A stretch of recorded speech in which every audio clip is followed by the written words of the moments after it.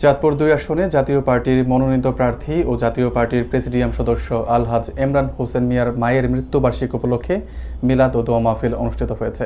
শুক্রবার জুমা নামাজের পর নিজ গ্রামের মসজিদে এই দোয়া মাহফিল আয়োজন করা হয়।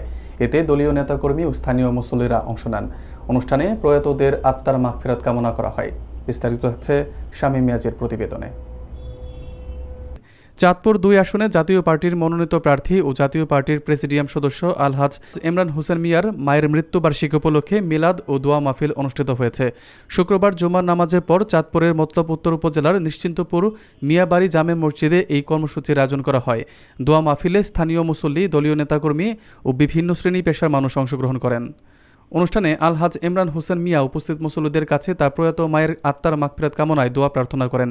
একই সঙ্গে তিনি তার মরহুম বাবা আলহাজ তোফাজ্জল হোসেন টুকু মিয়া এবং জাতীয় পার্টির প্রতিষ্ঠাতা ও সাবেক রাষ্ট্রপতি হোসেন মোহাম্মদ এরশাদের রুহের মাগফিরাত কামনায়ও দোয়া চান বলে জানানো হয়।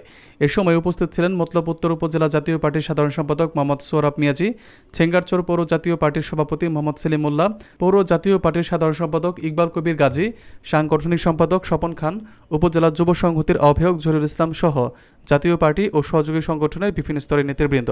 দোয়া মাহফিল শেষে মুসল্লিরা প্রয়াত মায়ের রুহের মাগফিরাত কামনায় বিশেষ মোনাজাতে অংশ নেন।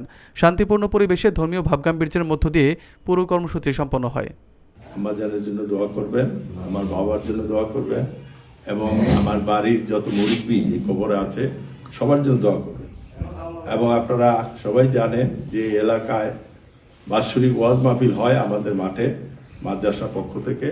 আপনারা সবাই সেখানে থাকবেন এবং অত্র এলাকা যত মুরব্বী আছে আমাদের আলিমান চৌধুরী, জাহাঙ্গীর সাহেব, মোবাজ্জল হোসেন খান সহ আরো অনেক যারা পরলোকগমন করেছে সবার জন্য দোয়া করছি।